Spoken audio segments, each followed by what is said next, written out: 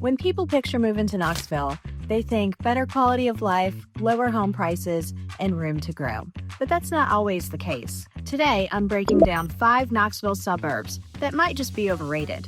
I'm Kelly Brewer. My husband Mark Brewer and I are real estate agents here in Knoxville, Tennessee. And just like you, we also relocated from Houston, Texas. So on this channel, you get the benefit of all of our research that we did and why we decided to move our family here to Knoxville, Tennessee. Hey, quick PSA, folks. We're not here to tell you that these neighborhoods are overpriced and you shouldn't be buying them. What we're here to explain is that some of these neighborhoods may have a higher price tag on them where there's other options available that will meet your needs. Generally, the prices of homes in a neighborhood are reflective of whatever the market says they should be based on demand. So, if a neighborhood seems like it's pricey, there's a good chance that there's simply a lot of demand and a lack of inventory there. It's basic economics. So let's get started. Our first suburb is Farragut. Disclaimer, we live here.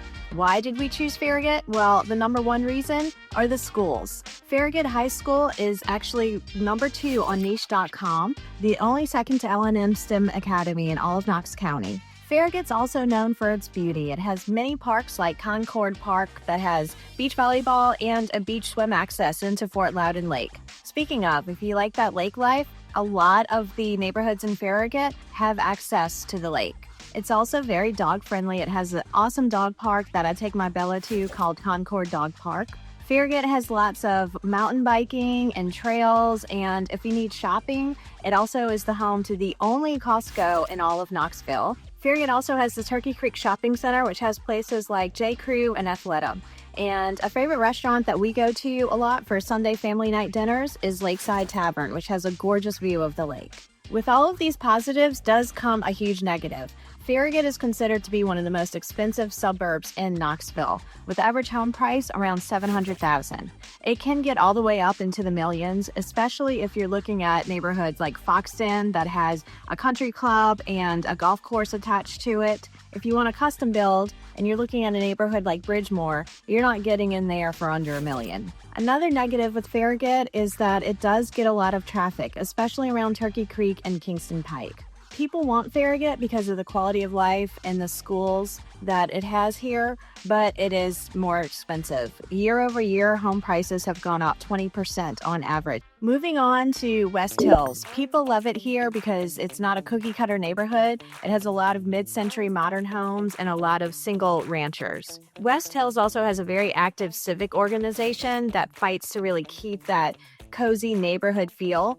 And in the center of West Hills is Bearden Park, and people love that park. There's a lot of walking trails, there's picnic pavilions, there's a lot of playgrounds. It really is the center of the community. Another great thing about West Hills is that it's super close to Trader Joe's. My kids love the Mandarin Orange chicken there. You're also super close to West Town Mall, which has all of the normal mall things, Cheesecake Factory, it has a movie theater, and it also has Dillard's as the anchor shopping place. With all of this convenience does come a hefty price. On average, a home in West Hills is about $600,000. If you buy one that's fully renovated, you're looking at more like $750,000 to $800,000 for those homes, and it is going to be a bit of smaller square footage for you. So in West Hills, you're really paying for form, not function. And remember how I talked about how it's super close to the shopping mall and to Trader Joe's? Well, with that comes a lot of traffic. We have had clients purchase homes in West Hills, and they absolutely do love it because of the location. But I will tell you that most of them experience a higher than normal renovation cost because a lot of those homes have cast iron piping and knob and tube wiring that need to be replaced. And that's not something that they may necessarily take into account when they purchase their home and when they do the renovations. So if you want a more of a move-in ready home, your money's going to stretch further elsewhere. I hope you're loving what you're hearing thus far.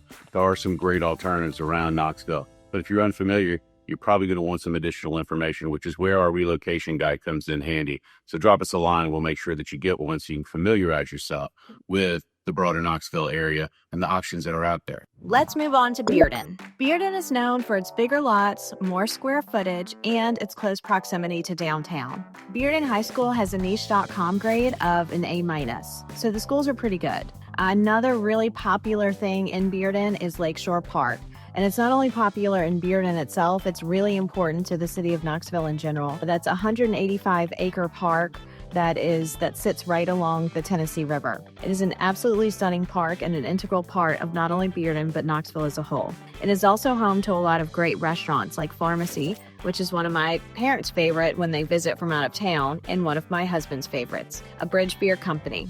Pro tip, get the burger.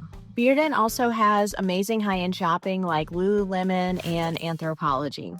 And if you're going to buy here, on average, the homes sit for about 34 days, which is a lot lower than the national average. On average, the purchase price in Bearden is going to be $500,000, which makes it pretty unaffordable for first-time home buyers. And of course, that price point is going to go up and up and up. Another thing is, if you like really neat suburbs that have HOA and everything's just kind of uniform, then Bearden's not what you're looking for.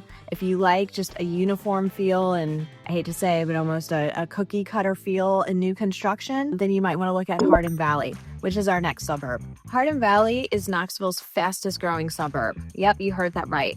As of the making of this video, there are currently 148 new construction homes for sale in Hardin Valley, according to Realtor.com. Additionally, Hardin Valley saw 788 home sales in the last 12 months, with a median home price of $550,000. Hardin Valley is the next natural progression for builders in Knoxville to go, with many new neighborhoods like the Haven at Hardin Valley by Turner Homes, which has 346 home sites and 12 floor plans starting at $485,000. If you would like our new construction guide, comment new and we'll be happy to get that to you. So one of the reasons why people are moving to Hardin Valley is because it's good schools, it's a little more planned out than a lot of what Knoxville is, and it also has a lot of great amenities, good shopping, great restaurants as well. According to niche.com, Hardin Valley Academy has a B+ rating, offering many clubs and activities and a strong college prep program. Hardin Valley offers easy access to I-40, Palisade Parkway, and downtown Knoxville.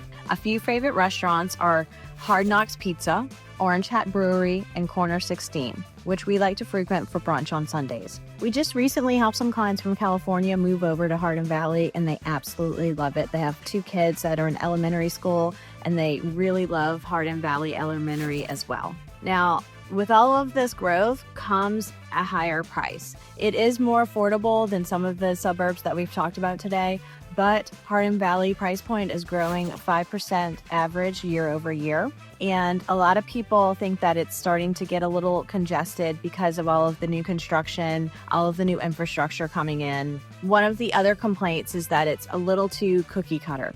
So if you don't like cookie cutter, then Hardin Valley might not be for you. Another very popular suburb is Maryville, and that's going to be our next one.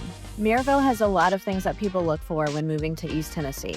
It has amazing views, a slower pace of life, also that really small town feel. Another reason why people move to Maryville is the schools. The high school actually just got a $55 million grant. So with that, they're building a completely new building. It's going to have 45 new classrooms. And one of the reasons for this is because Maryville has seen so much growth. It started with the pandemic. During the pandemic, they introduced 400 new kids to the school. And so this new building is very much needed. Our last client that we placed in Maryville, he is retired veteran from California, and it was important to him to have at least 1 acre. He wanted a mountain view, and he is really big on riding his motorcycle around all of these beautiful roads that we have here in East Tennessee. And so we were able to find him a home that looks out onto the mountains. It's on 1 acre, and it did have room for his motorcycle. So he's as happy as can be living out in Maryville. Okay, so here's what you've been waiting for, the alternatives to these higher priced suburbs. Well, right next to Maryville is Alcoa. Alcoa has those same mountain views. They also have really good schools, but the best part is average price point for homes in Alcoa are about $350,000, which makes it a much cheaper alternative to any of the suburbs that we mentioned here today. Another great alternative is Fountain City. A lot of students choose to live in Fountain City because it's cheaper than a lot of what you get inside of Knoxville proper. If you go northwest of Knoxville, another good alternative is Powell. On average, the Powell homes are about $350,000. According to niche.com, the schools are rated at a B+, so it might not be as good of a school as some of the other suburbs, but it's still pretty good. And the attraction with Powell is that it actually does have that country feel. It has not experienced that rapid growth that a lot of these other suburbs have. So it's probably a little bit more of what you may be envisioning if you want to move to East Tennessee and kind of have maybe a little bit of acreage, maybe a bigger yard, and pay $250, $300 for a house. We just helped some first-time homebuyers move over to Powell. It was really important to them that they had a big yard. So not every popular suburb lives up to that hype. And in today's market, it is so easy to overpay for a home. That's why you really need a partner with a local expert like my husband, Mark, and like me. Remember, we're actually Tennessee transplants, so we know how it feels to relocate to an area. We also have kids. That was so important to me to find somewhere where I felt like my kids would be happy as well. So we were once in your shoes, and we have all of the research, and we have become experts in the Tennessee area. If you'd like our relocation guide, just comment relocation guide, and we'll shoot that right over to you. If you're still exploring the area, this next video will teach you even more about Knoxville.